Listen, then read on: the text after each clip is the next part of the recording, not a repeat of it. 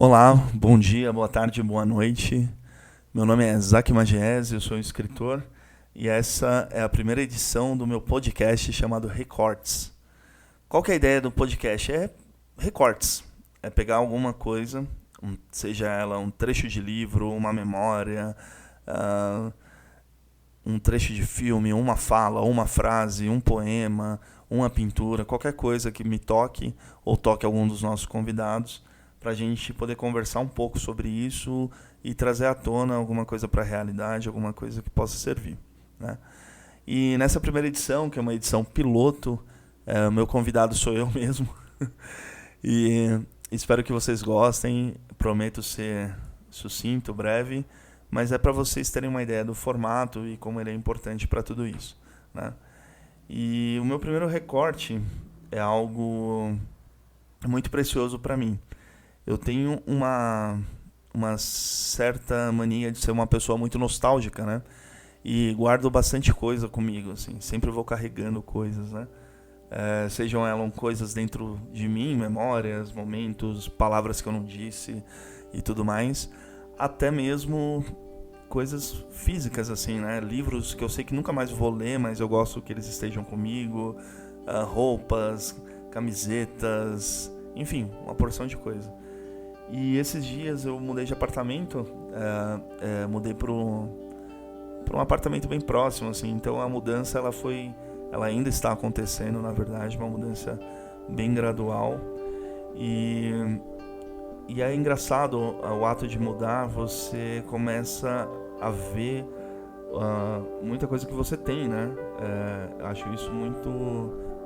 Tenho achado isso muito interessante, inclusive tenho escrito bastante sobre isso porque acho que é algo que me tocou e me atravessou de alguma forma, né? E eu lembro que eu peguei, eu tenho uma pasta, várias pastas na verdade, né? Acho que é um costume que veio da minha mãe de guardar tudo em pastas diferentes. E eu tenho uma pasta para contratos, uma pasta para documentos, etc. E achei uma pasta que eu chamei carinhosamente de uma pasta de amor, né? E o recorte é sobre isso, assim. Eu guardei nessa pasta várias, não muitas, né, na verdade, mas várias cartas, bilhetes, cartões que eu recebi ao longo da minha vida nesses 37, quase 38 anos. E aí com a mudança eu fui obrigado a abrir isso, né, e vasculhar o meu passado e minhas lembranças e tirar a poeira daquilo, assim. E foi um exercício muito bom, assim, né? Eu lembro que boa parte da minha juventude, né, adolescência ali, eu namorei à distância, né? E na época em que eu namorava à distância já não tinha, já tinha internet, né? Também não sou tão dinossauro assim, mas ainda não tinha em todos os lugares, assim, eram mais as capitais. E eu morei numa cidade chamada Leopoldina, em Minas Gerais, né, que é uma cidadezinha pequena, super agradável, né? Um beijo aí pra Leopoldina e pra Praça do Urubu. E era uma cidade muito pacata ali, mas ela foi fundamental para eu começar a ter meu contato com a literatura, né? Porque não tinha nada para fazer e eu não conseguia trabalhar lá, não tinha trabalho para mim, porque literalmente se alguém fosse me empregar ia demitir alguém da família, né? Então não era uma boa. E aí eu ia para a biblioteca, porque eu estava estudando também para entrar nas faculdades e não tinha dinheiro para pagar cursinho e tal, então eu ia para as bibliotecas. Para a biblioteca, na verdade, acho que é só uma que tinha. E lá foi onde eu comecei a ler e tal, né? Também contato com a literatura. E eu teve uma bibliotecária, né? Um beijo para todas as bibliotecárias, que ela foi muito fundamental, porque ela via o meu avanço pela escrita, pela leitura. Então ela ia me desafiando com livros, assim. Então ela ia me colocando um livro, sei lá, comecei lendo Agatha Christie, depois eu fui para Edgar Allan Poe, e aí fui indo. E eu lembro que no finalzinho já da minha estadia em Leopoldina, eu já estava lendo ali os russos, né, Kafka, etc. e tal. E ali também foi onde eu li um dos livros mais importantes, que é Um Assunto para um Outro Recorte, né? Que é O Velho e o Mar. E então, e aí eu voltando, enquanto morava nessa cidade, eu me apaixonei, né, por uma pessoa que morava em Belo Horizonte. Então é uma distância considerável, assim. E a gente namorava muito por carta, e às vezes já no final, assim, a gente entrava pelo MSN quando eu conseguia ir numa lan house, né? Mas o grosso do nosso relacionamento foi construído através de cartas, assim. E, cara, isso é tão precioso, né? Porque eu abri essa pasta e aí eu dei de cara com a letra dela, com os desenhos que ela fazia da gente. E eu nem reli, assim, na verdade, né? Porque ainda alguma coisa não tá totalmente cicatrizado, assim.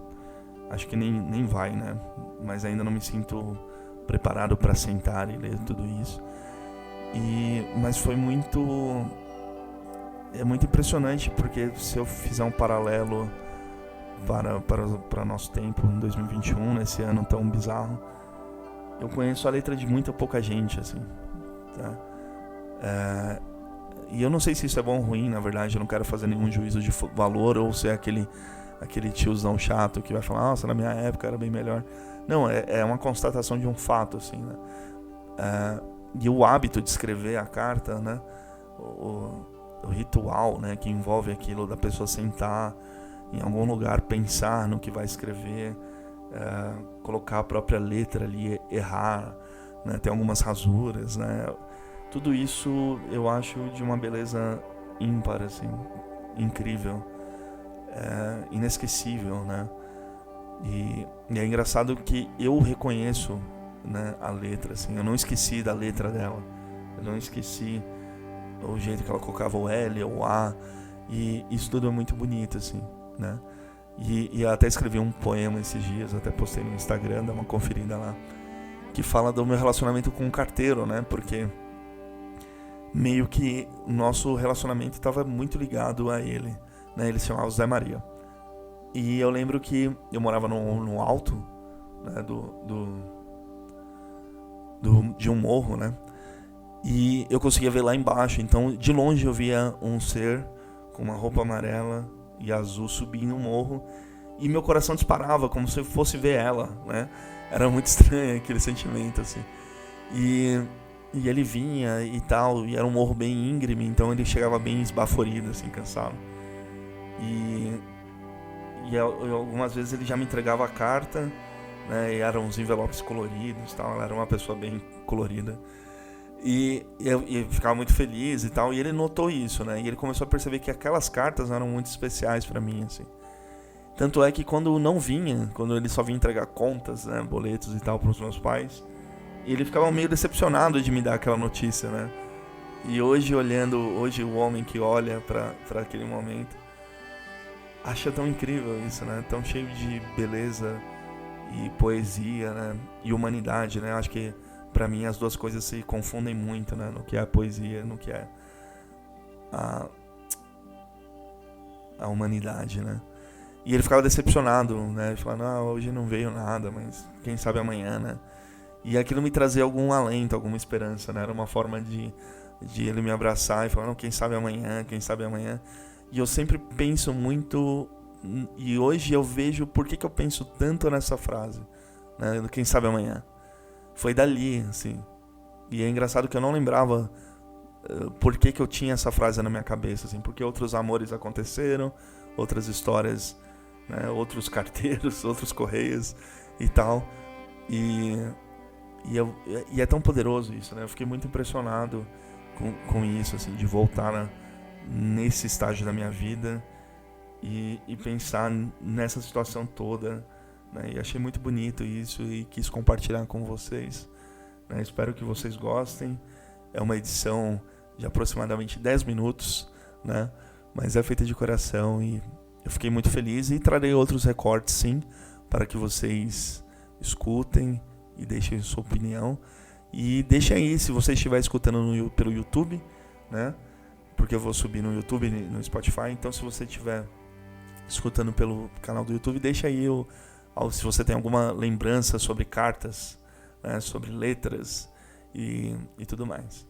Então, é isso, gente. Muito obrigado. Acompanhem aí meu trabalho nas redes sociais, meus poemas, também meu perfil pessoal.